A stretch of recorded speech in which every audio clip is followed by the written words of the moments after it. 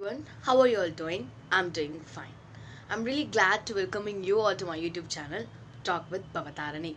I am Bhavatharani and I am a student. In this video, I'm going to talk with you all about the topic which is being a very stressful topic towards a people, towards the students who are going to write their exams.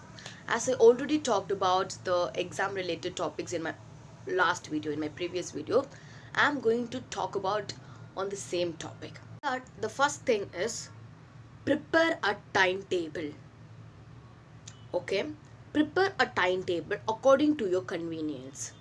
While preparing a timetable, what are the two major things you have to consider is first one is the days you are having for your examination, the day which is left for your examination, and the second thing is the chapters you have to complete for an examination.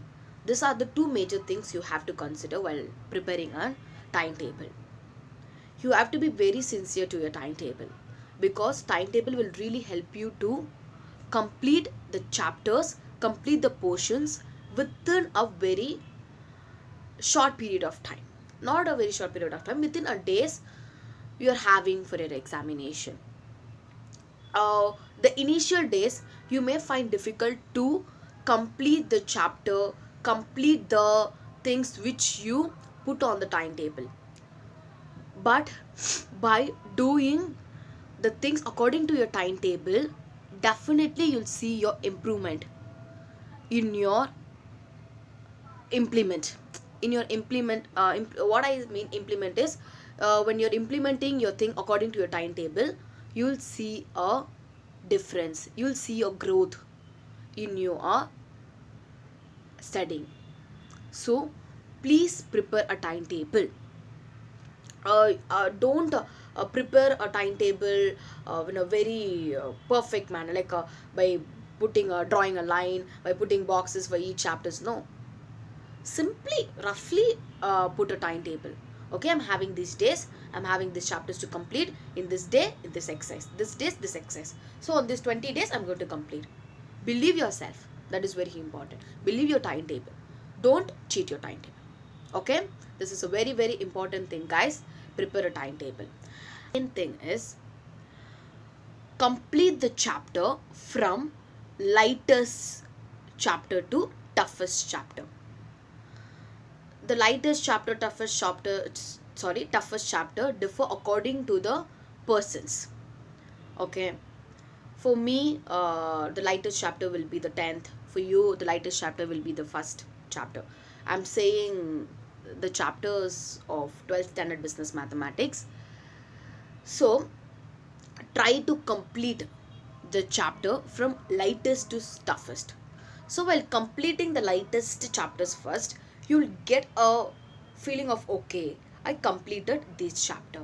Now I am confident on those chapter. Now I now have to complete the toughest chapter. I have to give some extra time to the chapter. Don't skip any chapter. Try to do it. You'll able to do it. Okay? Try to do it. While doing any kind of chapter, lightest or toughest chapter, try to get an overview of the chapter. Overview means they will have a summary, right? This is an extra point in the completing chapter. Like what I said is everyone will have a summary of every chapter in the end of the chapter.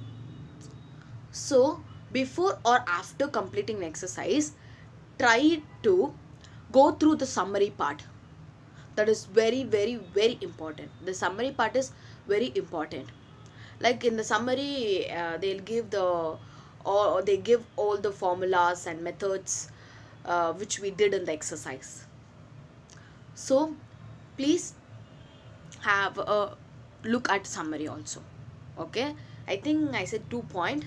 One is try to complete the chapter from lightest to toughest and to have a look at the summary. Okay, important thing is don't skip doing example sums. Try to do all the example sums. It will help you to do the exercise sums easily. More or less, the example and the exercise sums will be the same. So, while doing the example sum first, you'll get an idea of the exercise sums.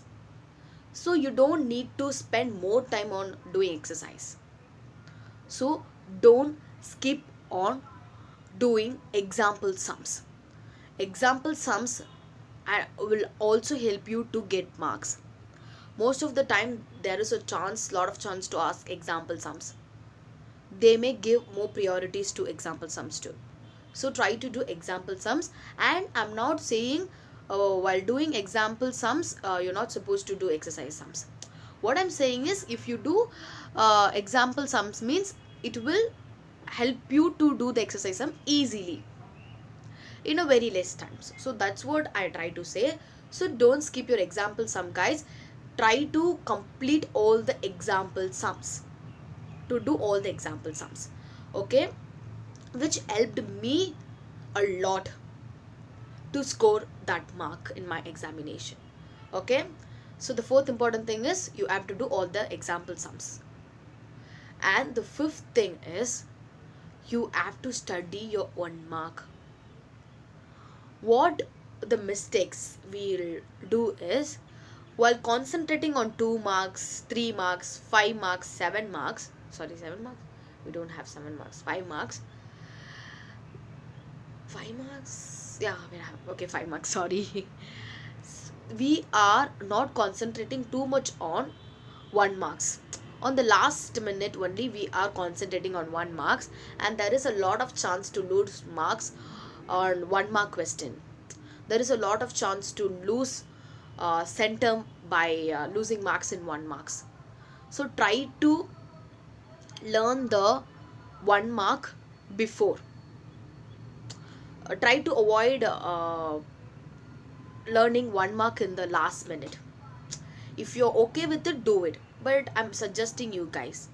I am a person who will learn 1 mark in the last minute, but during my board examination, in the last day's preparation itself, I completed to learn 1 mark, which helped me a lot. So try to complete the 1 mark as soon as possible before your examination. Try to avoid the last minute preparation of 1 mark question. You may get confused while writing answer for 1 mark in your examination. So that's what I'm saying. Don't skip your 1 mark. I'm saying bye bye to all guys. Hope you find helpful in this video. All the best guys. All the best to the students who are going to write your board exams. Do well. Don't get too much of stress.